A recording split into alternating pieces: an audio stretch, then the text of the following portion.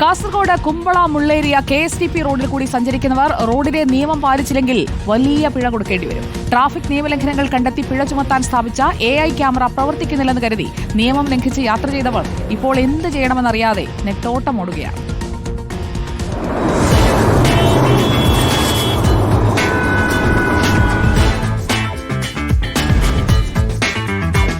കുമ്പള നഗരത്തിൽ Anil Kumbla റോഡിനടുത്താണ് camera.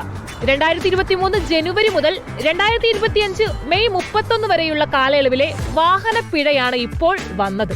Camera സ്ഥാപിച്ചതേയുള്ളൂവെന്നും പ്രവർത്തനക്ഷമമായിട്ടില്ലെന്നും കുമ്പളയിലും പരിസര പ്രദേശങ്ങളിലും പ്രചാരണമുണ്ടായിരുന്നു. എന്നാൽ AI ക്യാമറ ചില്ലറക്കാരനാണോ? ഈ നിയമലംഘനങ്ങളെല്ലാം ക്യാമറ കാണുന്നുണ്ടായിരുന്നു.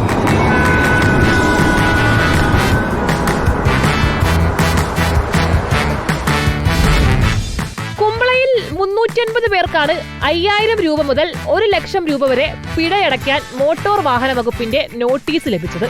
സീറ്റ് ബെൽറ്റ്, മൊബൈൽ സംസാരം എന്നിവയ്ക്കാണ് പിഴ.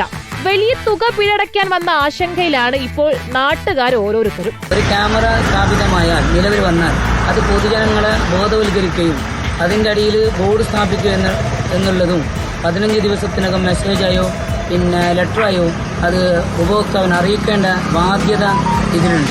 ഏകദേശം ഈ 5 വർഷത്തെ ഫൈന് ഒരുമിച്ച് ഓരോ ഉപഭോക്താക്കൾക്കും വരുന്നുണ്ട്. ഒന്നിച്ച് വരുമ്പോൾ ഒരു വാഹനം വിറ്റാൽ പോലും കിട്ടാത്ത പണമാണ് ഇപ്പോൾ ഓരോരുത്തർക്ക് ഫൈനായിട്ട് വരുന്നത്.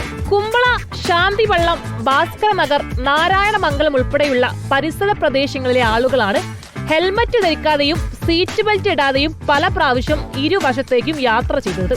ഇവർക്കാണ് ഭീമമായ തുകയുടെ നോട്ടീസ് വന്നതും. അതേസമയം പരാതിയുള്ളവർക്ക് അപേക്ഷ നൽകി പിഴത്തുകയുടെ കൃത്യത പരിശോധിക്കാമെന്ന് മോട്ടോർ വാഹന വകുപ്പും വ്യക്തമാക്കി. റിപ്പോർട്ടർ അർച്ചന രവീന്ദ്രൻ, റിപ്പോർട്ടർ, കാസർഗോഡ്.